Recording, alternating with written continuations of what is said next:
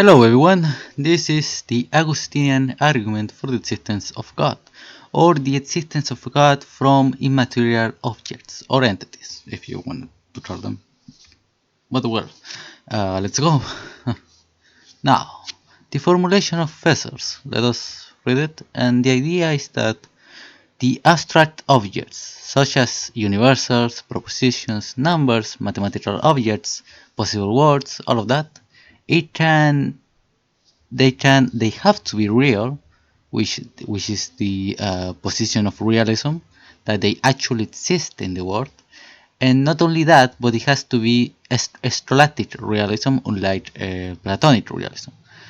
So, if abstract entities or objects exist in the world, they don't only have to exist like in a third realm, which is what Plato believed, but it has to be in a mind, in a mind that cannot not be, a mind that is eternal, that it always exists. And now, because all of those entities they are logically connected, they have to be in only one mind. And from there, Feser derives all the key divine attributes that made God be God. So let us go and start defending realism. So now, we have realism, nominalism, and conceptualism. Realism say that they are real. Nominalism say that they do not exist. And conceptualism say that they are abstract. They do not exist. That abstract objects do not exist, but we can have general ideas or concepts. So that will be the three positions. Okay? So now, arguments in favor of realism. So we have that mathematics, they are necessary and unchanging. Unlike the material world, we find that 2 plus 2 equals 4 no matter what. No matter your opinion, no matter what you like, no matter you like it or not. And we also find that numerical series are infinite, unlike the material world. We also find that geometry, we find perfect angles and circles. We find necessary and objective truths, such as the angles of an Euclidean triangle being the sum of its two angles, or 180, the three angles, I think. Well, you get it. Now, 1 over many. Universals like triangularity and redness are not reducible to a particular triangle or a red thing, nor to a mere collection. We can understand triangularity, redness, we can understand that, but at the same time, you cannot reduce that to a single red thing or a single triangular thing. It seems like this universal thing that can be applied to a lot of things, but at the same time, it cannot be reduced to a material one. So therefore, it cannot be material. Now, propositions. We find that there are propositions that are either true or false, and it seems that thing doesn't matter if, for example, let's say that Socrates was a Greek philosopher. This will be true even if the world disappeared tomorrow. Even if us humans disappear, the idea that Socrates was a Greek philosopher is true. So there are propositions that can be true or false. But again, that doesn't depend in the material world. From a scientific perspective, well, we find that scientific laws and classifications assume universality and mathematical formulations. For example, biology. Biology is all about classifications. For example, try to make biology without the concept of mammals, without the concept of things that have that share similarities that are in common, that will be impossible to do. Now, possible worlds. It seems that the law of physics and the concept of the universe could have been different in such a way that human life would not have existed. And that is true. The world could have been very different. There might be a world where your wife did not leave you. Well, that's not possible, but you get the point. So it seems that there are many possibilities that could be real, but again, that doesn't depend on the material world. Now, This argument is not presented by Feser, but by me, and is the existence of logical principles. For example, the principle of identity, the principle of non-contradiction, of excluded middle, and the principle of sufficient reason. Those things are true, but again, they are not material. Now, against nominalism. The nominalists say that universals do not exist. However, uh, they say that they do not exist, but that there is only similarity, things in common. There is no such thing as a, let's say, a man. There is no essence of man, of humanity. There are only things, let's say, there are only animals that are similar between each other, and so we say that they are human, but they are not human actually. The essence does not exist. Now, that is very problematic because the notion of similarity itself is a universal. We all understand what is similarity. However, if the nominalist tries to solve that problem, what will he say?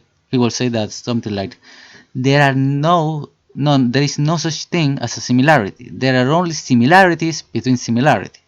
But to explain that, he has to do the same process over and over and over, and so he falls into an infinite loop. Now, words are also universals. For example, when we say red, that's a universal, that we all understand the same thing, whether it's in China, in the United States, in Chile, in Mexico, in Argentina, we understand that it's the same thing in wherever you are. So even words are a universal thing. Now, arguments against conceptualism. So it says that there are no there are general ideas, but they are not in the world. That somehow human subjectivity is involved. But that is clear nonsense. For example, the idea that triangles have 180 degrees, that has no subjectivity involved. This is true everywhere and anywhere. And even if we all disappear tomorrow, it will still be true. So there is no subjectivity. So it seems that they are objective. That's very good. So Plato and Aristotle, they will be very proud. Nice. So what kind of realism? Well, we have Platonic realism. So Plato believed that the things in the world, they participated in forms, in these abstract things. However, those things, they are not here in the world, but they are somewhere in a third realm, like in another dimension, imagine. So all humans participate in the form of humanity. The same thing applies to horses, and the same thing applies to triangles. It's something that is out there, and they all participate of that thing. And that is how Plato explains immaterial and abstract realities. But this is very problematic, and this is something that you can find in Plato text and in the critique of Aristotle, his disciple, his student, and it says the following. If the form of a man is itself an individual object, doesn't that imply that there must be some other form in which it participates? And specifically refers to as the form of man. Do we not have to postulate a super form of man above and beyond the form of a man, in which both individual men and the form of man itself participate? In fact, wouldn't we have to postulate a super form of man above the super form? And so we find an infinite regress, and therefore the idea becomes illogical and impossible. Now, Aristotle will say something very interesting, and that is that this third realm in actuality is not necessary. So, a shame for Plato because Aristotle wins here. So we find moderate realism, which is the idea of Aristotle. So he says that Man, for example, he does not participate of humanity, and humanity is out there in the heavens in a third realm. No, no, no. He will say that humanity is in the man. Man is made of matter and form. Matter is his flesh, his bones, his body, and the form is the way that matter is composed, is the way it's organized. I mean, not composed, organized. Is the way the matter is organized. Because it could be organized as a dog, but it's not organized as a dog, but as a man. And that is the form. Matter and form are a unity and not separate things. And so we find that animality, rationality, sensitivity, they are in man, not in a third realm. However, there are still problems, and here we find Aquinas. Now, and if there were no world, let's suppose that there had been no material world or human minds whatsoever. What would underpin that possibility? It cannot be based on the essence of nature or any material object, as by hypothesis there would have been no material objects in that case. It would also be possible for the forms of centaurs, mermaids, unicorns to exist. However, they do not. So, what determines which ones are or are not?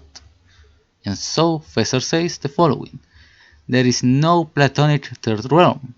However, the scholastic realist agrees with the Platonist that there must be a realm distinct from both the material world and finite human minds. In particular, in supporting a thesis famously associated with St. Augustine, it maintains that universal propositions, mathematical and logical truths, necessities and possibilities exist in an infinite and eternal divine mind. And so, scholastic realism is true. And so, there can only be one mind, not many. Why? Because all of those ideas, they are connected between each other. You cannot understand humanity without understanding rationality and animality. You cannot know, let's say, I don't know the the English names for this thing. Well, let's say you cannot understand the potency of 2, which is 4, without knowing how to multiply. Well, you get the point. It's kind of complicated to explain this. Well, but you cannot understand, let's say, complicated maths without understanding the basics of maths. That's the whole idea. Now, since this intellect knows all ideas, therefore it is omniscient. Now, this intellect being necessary means it cannot cease to exist, therefore it is eternal.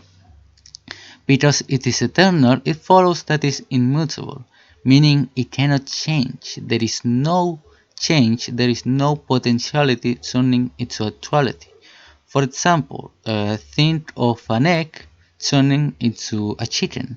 That is potentiality to actuality.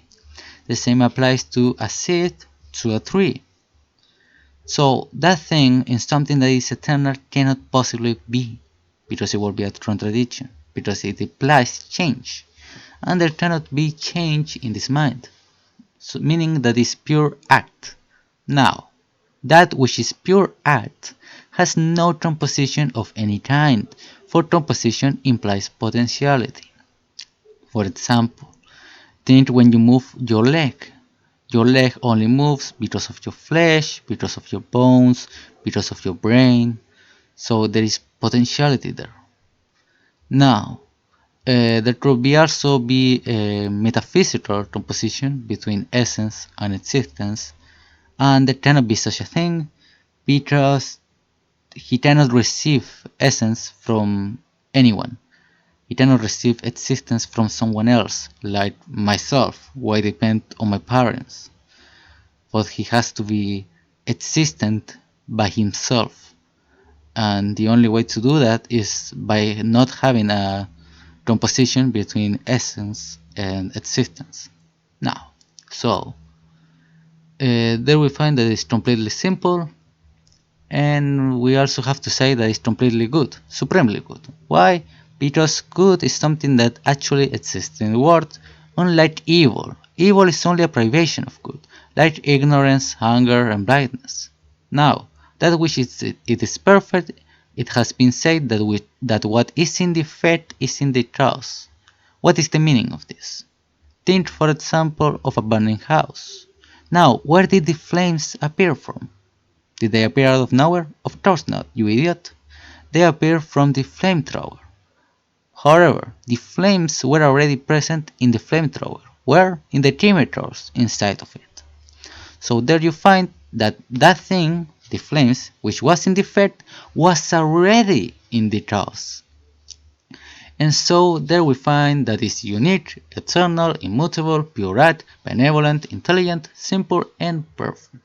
And therefore God exists. And the video will end here. However, someone will say that if this thing is completely simple and non-composite, how can he know multiple ideas? And that is a good argument, a good objection. Let us read the words of Feser himself. The analogical use of terms is crucial to understanding God knowledge properly in another respect. I have spoken of various concepts and propositions existing in the divine intellect, but they cannot exist there in the exactly same sense in which they exist in our intellects. For in our intellect they exist as distinct thoughts, and there cannot be any such distinction in God consistent with his simplicity. To a first approximation, we might think instead in terms of a conjunction of all propositions, and say that there is in the divine intellect something like a single thought with this one gigantic conjunctive proposition as its content. Now, a better, though still imperfect way to understand the nature of God's knowledge would to think in terms of analogies like the following. From a beam of white light, various beams of colored light can be derived by passing it through a prism. Through the colors are not separated out until the beam reaches the prism. They are stealing the white light in a unified way. From a lump of dough, truths of various shapes can be derived by means of truth colors. Through the various truths with the particular shapes are not separated out until the colors are applied to the dough. They are still the untaught dog virtually. Now, God is pure actuality, whereas each kind of created thing represents a different way in which actuality might be limited by potentiality. That is to say, each created thing is comparable to one of the different specific colors that might be derived from the white light that contains all of them. So therefore, God's creation of the world is thus like passing of white light through a prism or the application of the colors to the dove. And here we have to understand. Here we have to understand how different is God from man, because a very big problem that many people commit is the idea that God is like man, like an agent in the world. That is not true. For example, look at Nietzsche. Nietzsche understands what is a cat through looking at each cat and understanding what is common to all of them. And all of that happens in the realm of existence. Because that thing that is nothing, that does not exist, well, does not exist. Okay? That green thing that you can see there, that is existence. Okay? However, God is not like Nietzsche. He's not someone that is out there. God is very different. God is existence himself. God is the being that we all participate. And because God is existence itself, in a way, everything that exists is God. Not in the pantheistic sense, but in the sense that they all participate from God. They all derive their being from God. There cannot be possible anything without Him. And so in that sense, the things are God. In that specific sense. But it's more specific to say that they participate in being, that they participate through Him. And so there we find that how different God is. So we cannot say that God knows. We cannot say that God exists. We cannot say that God is power, that God loves. All of that is wrong. God is existence. God is power. God is knowledge. God is love.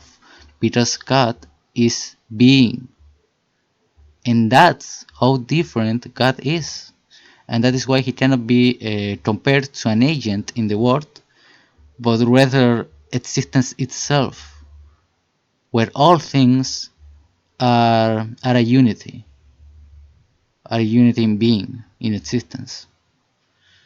But anyway, it's a very complicated issue and a very interesting argument.